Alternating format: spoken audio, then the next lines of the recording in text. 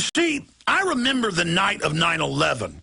I've been on air off and on all day, and they said, oh, we found one of the hijackers' passports in the wreckage of the collapsed towers.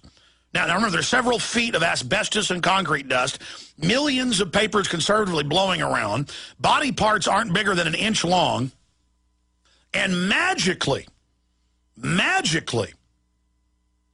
right there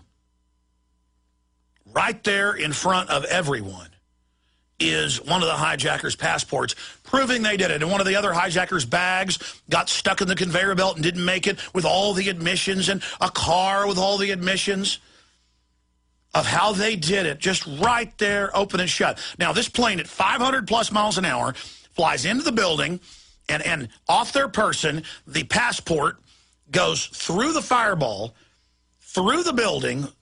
The plane is vaporized out. But wait, it gets better. It's like Gollum's ring. It calls to you.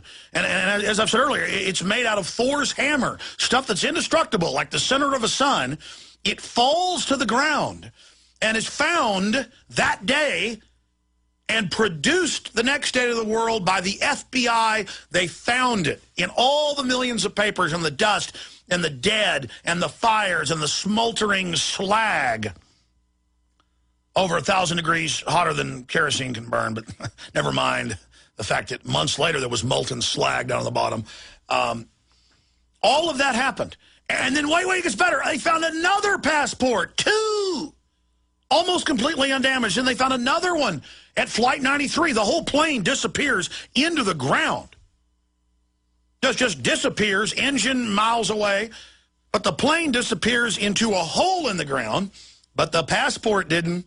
Oh, no, they had that one, too, because it's made of a substance, like a quark's gluon particle that is impregnable. They ought to build Abrams tanks out of this. I mean, they could have our special forces wear what that passport was made out of and then just tank rounds would bounce off of them like Superman.